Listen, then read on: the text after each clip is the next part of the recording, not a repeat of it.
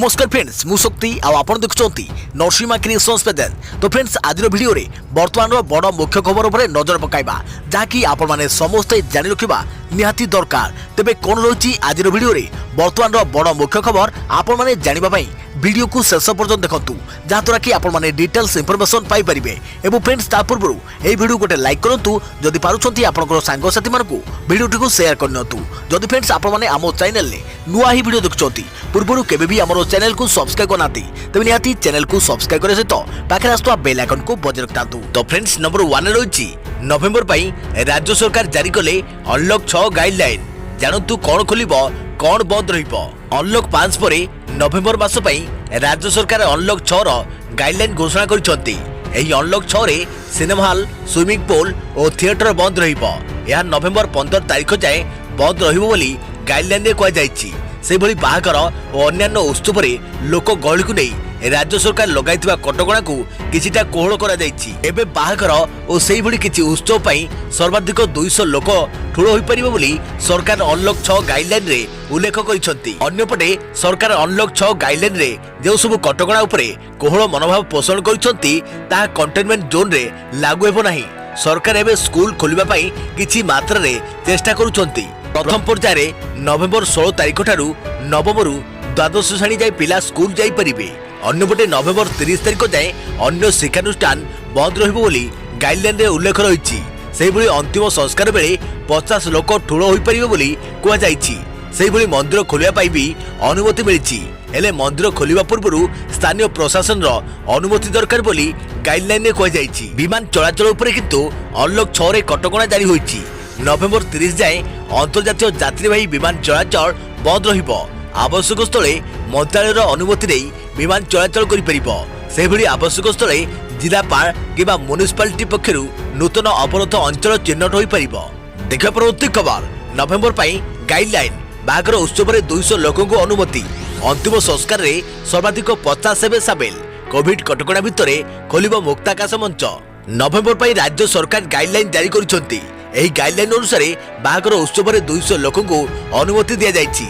सेहीपरि अंतिम संस्कार रे सर्वाधिक 50 जन सामिल होई परिबो बोली एथिरे कुआ जायछि। एही समय मास्क पिंधिबा और सामाजिक दूरता रक्षा भली नियम पालन करा जिवो। यासो कोविड कटकणा मध्यरे मुक्ताकाश मंच मध्य खोलिबाको अनुमति दिया जायछि। कंटेनमेंट जोन रे लॉकडाउन बलवत्तर रहिबो। जिलापाल और म्युनिसिपालिटी कमिशनर द्वारा अवरोध अंचल चिन्हट हेबो। अन्य पक्षरे सिनेमा हॉल स्विमिंग पूल और थिएटर नवेम्बर 15 जाए बंद रहिबो। सेहीपरि अंतर्जातीय विमान उड़ान उपरे कटकणा जारी करा जायछि। ए राज्य रे नवेम्बर 16 रु स्कूल खोलिबाको अनुमति दैछंती सरकार। केवल नवमरु द्वादश पर्यंत पिला स्कूल आसीबे। अन्य श्रेणी पई नवेम्बर 30 जाए स्कूल बंद रहिबो। सेहीपरि स्थानीय प्रशासन अनुमति नै मंदिर खोलिबाको गाइडलाइन रे कुआ जायछि। देखा परवर्ती खबर नवेम्बर रे राज्य रे खोलिबो मंदिर। स्थानीय प्रशासन अनुमति नै खोली परिबो मंदिर। धर्मानुष्ठान कर्तृपक्ष पालन करिवे कोविड नियम। नवेम्बर पई राज्य सरकार पक्षरु नुआ गाइडलाइन जारी करे जायछि। गाइडलाइन रे राज्य सरकार बड़ पदक्षेप ग्रहण करिसंती। नुआ गाइडलाइन अनुसार स्थानीय प्रशासन रो अनुमति नै मंदिर खोली परिबो। एही समय मंदिर कर्तृपक्ष कोविड नियम पालन करिवे। अनुमति नै मंदिर रे पूजा भी करि परिबे। कोविड जोगो मार्च मासरु राज्य रे सब मंदिर बंद रहिछि। संक्रमण को दृष्टि रखी एभली निष्पत्ति निया जायतिला। अन्य पक्षरे कार्तिक मास आरंभ हो जायछि। एही समय मंदिर मानकरे भिड़ हेबार आशंका रहिछि। तेणु स्थानीय प्रशासन स्थिति देखि निष्पत्ति नेबे। तेबे नुआ गाइडलाइन रे स्कूल खोलिबाको मध्य निष्पत्ति होइछि। नवेम्बर 16 रु स्कूल खोलिबो। केवल नवमरु द्वादश श्रेणी पर्यंत पिला स्कूल आसीबे। सेहीपरि अंतर्जातीय विमान उड़ान उपरे कटकणा लगा जायछि। देखिबा परवर्ती खबर आसिला अनलॉक 6.0 नवेम्बर 16 रु खोलिबो स्कूल। नवमरु द्वादश श्रेणी पर्यंत पिला क्लास करिवे। अनलॉक 6 पई आसिला गाइडलाइन। नवेम्बर पई राज्य सरकार नुआ गाइडलाइन आनिछंती। नवेम्बर 16 रु खोलिबो स्कूल। नवमरु द्वादश श्रेणी पर्यंत पिला क्लास करिवे। स्कूल और गणशिक्षा विभाग एसओपी अनुसार चलिबो स्कूल। अन्य समस्त क्लास नवेम्बर 30 जाए बंद रहिबो। सेपटे कंटेनमेंट जोन रे लॉकडाउन बलवत्तर रहिछि। अत्यावश्यक सेवा को बाद देई अन्य सब सेवा को मना। जिलापाल और म्युनिसिपल कमिशनर चिन्हट करिवे अवरोध अंचल। नवेम्बर 16 रु खोलिबो स्कूल। नवेम्बर 15 जाए बंद रहिबो cinema hall swimming pool theatre. बागर उत्सव रे सर्वाधिक 200 लोकों को अनुमति। अंतिम संस्कार रे सामिल हेबे सर्वाधिक 50 जन। स्थानीय प्रशासन अनुमति मंदिर खोली पारिबो।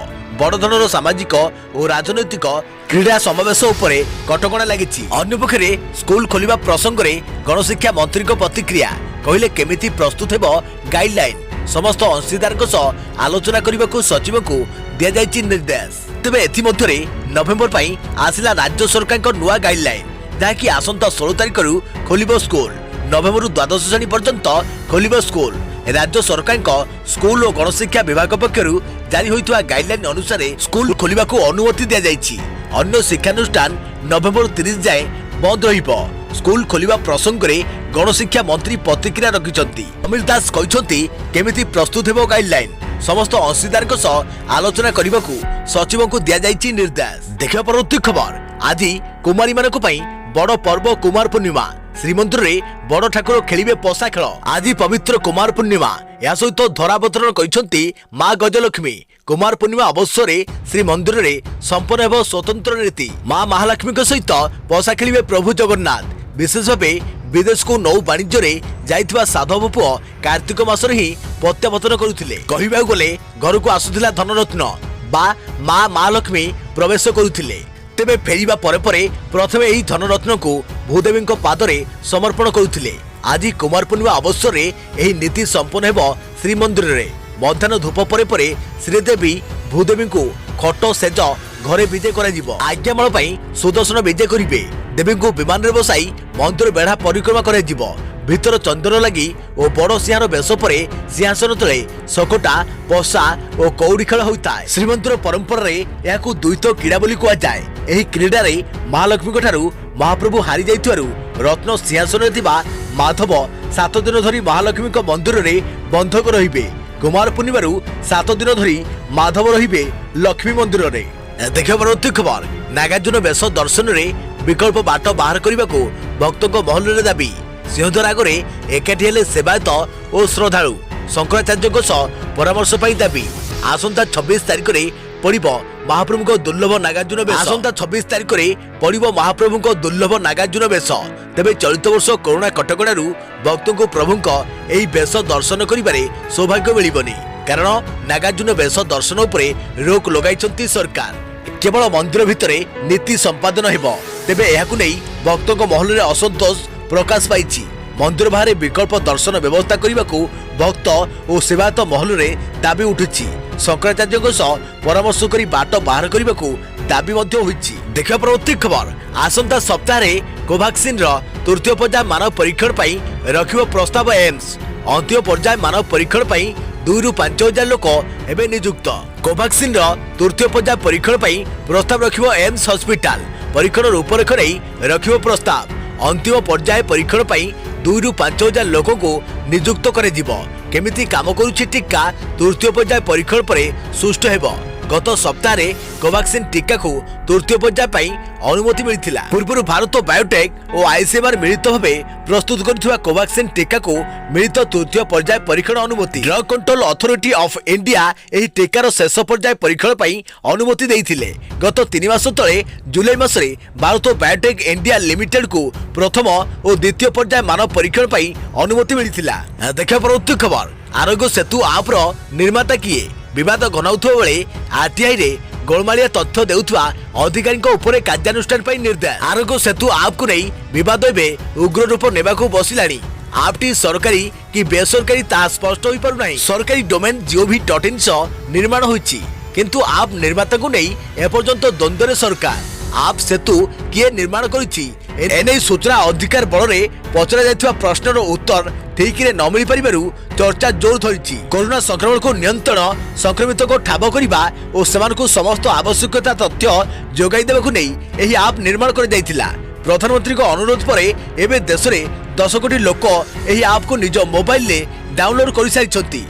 एसबु पर भी आपको नहीं ना सरकार पाखे किसी तथ्य रही ना सूचना अधिकार विभाग यही आप्र निर्माता बाबद किसी सठिक तथ्य दे पारुछि। आप्र निर्माण को नहीं केंद्र सूचना कमिशनर द्वारा आरटीआई आवेदन कर केंद्र विद्युत एवं सूचना प्रसारण मंत्रालय केंद्र ई गवर्नेंस डिविजन एवं एनआईसी ठारू तथ्य मगा जाइथिला हेले सबुतक संस्था तथ्य जोगाइबारे विफल हेबा परे गत अक्टोबर 28 तारिख में सीआईसी समस्त को प्रश्न करने सह केंद्र लोक सूचना अधिकारी बा सफिया को समन जारी करिसेंती।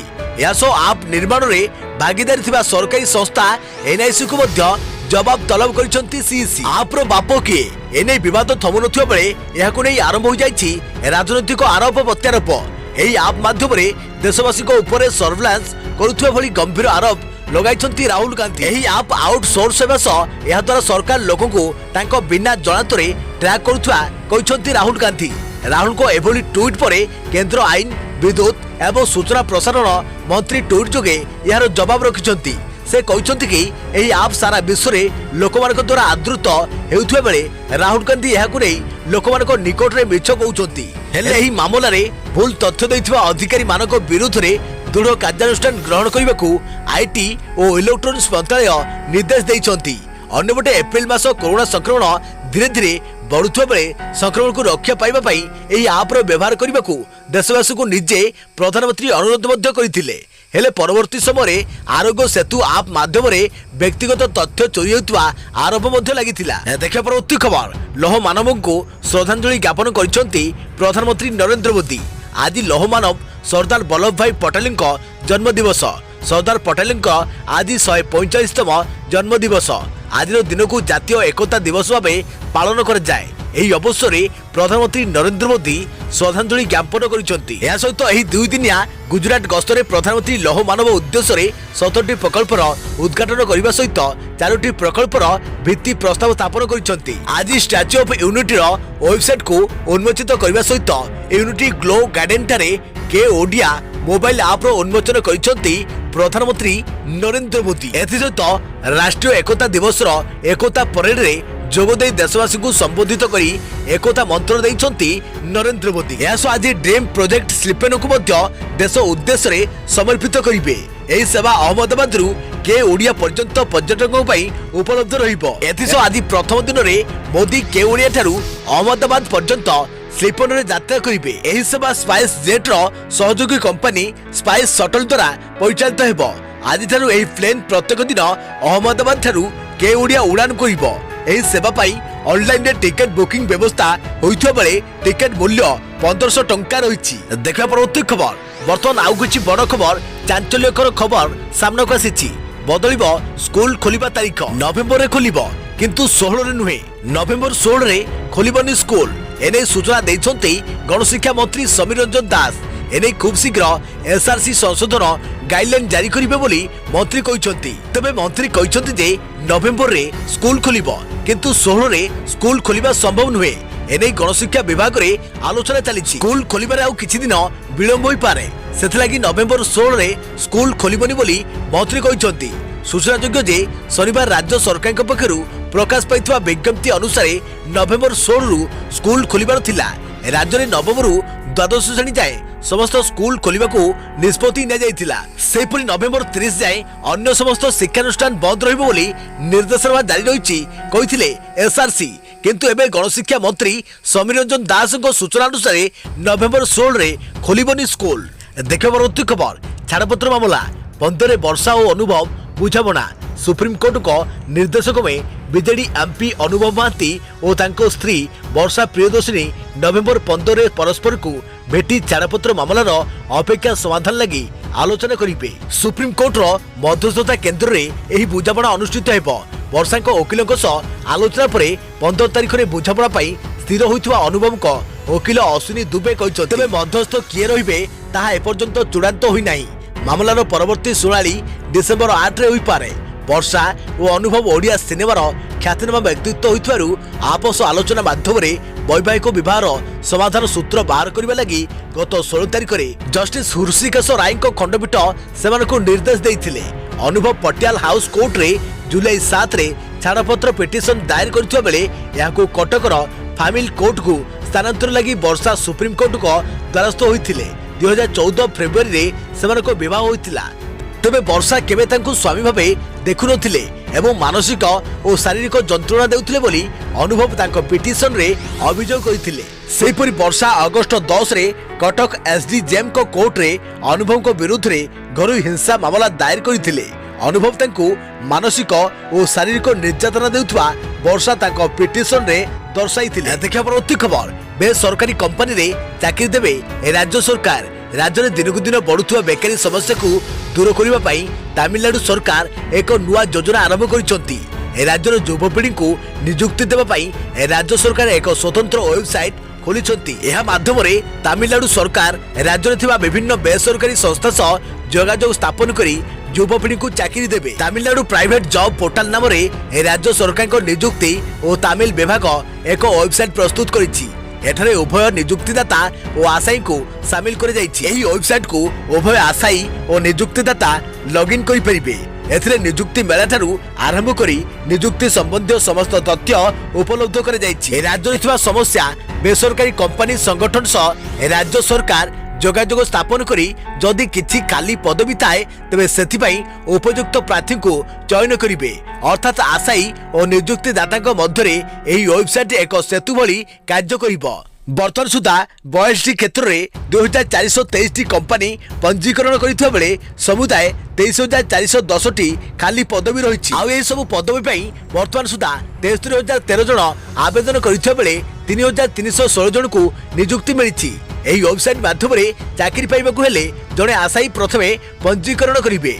केउ क्षेत्र में चाकरी करबाकू से इच्छुक से बाबद तथ्य देई बायोडाटा को दाखल करिवे। जेउ कंपनी पई से उपयुक्त सही कंपनी रे से साक्षात्कार देई चाकरी पाई परिबे। राज्य में बढ़ुवा बेकारी समस्या को दूर करने सह कंपनी मानक मध्य थिबा आवश्यकता पूरण पई एभली वेबसाइट संचालित कर जाउछि। देखिया परवर्ती खबर, यूरोप रे द्वितीय थर व्यापुछि कोरोना संक्रमण। नियंत्रण करने पई लॉकडाउन 2.0 नहीं फ्रांस और जर्मनी रो घोषणा। नवेम्बर 30 जाए जारी है तालाबंद कटकणा। यूरोप रे द्वितीय थर व्यापुछि कोरोना संक्रमण। भारत में कोरोना संक्रमण किछिटा ह्रास पाउथबा बेले यूरोप रे कोरोनार द्वितीय लहरी चिंता बढ़ाई। याकू दृष्टि रखी पुणी थे तालाबंद निष्पत्ति नहीं यूरोप रे केतेक देश। नियंत्रण करने पई पुणी लॉकडाउन घोषणा करिसेंती फ्रांस और जर्मनी। नवेम्बर 30 जाए जारी होइछि कटकणा। देखा परवर्ती खबर, आज आउ एक लघुचाप पहिलारू उपकूल स्वल्प वर्षा शीत बढ़। पूर्व केंद्रीय बंगोपसागर और संलग्न उत्तर अंडमान सागर उपरे आज एक घूर्णिबलय सृष्टि होइछि। यार प्रभाव रे आसंता काली पूर्व केंद्रीय बंगोपसागर एक लघुचाप क्षेत्र सृष्टि हेबो। यार 48 घंटा मध्य यह बांग्लादेश उपकूल आड़ को गति करिबो। यार प्रभाव रे 1 तारिख रु 3 तारिख पर्यंत उपकूल ओडिशा रे स्वल्परू मध्यम धरणर वर्षा हेबार संभावना रही। किंतु आसंता काली राज्यर भिन्न भिन्न स्थान में पाग सुखिला और खराटिया रहिबो। एही समय राज्यर सर्वोच्च और सर्वनिम्न तापमात्रा स्वाभाविक रहिबो। आसंता 2 रु 3 दिन मध्य दक्षिण और उत्तर अभ्यंतरीण ओडिशा रे तापमात्रा स्वाभाविक ठारू टिके कम रहिबो।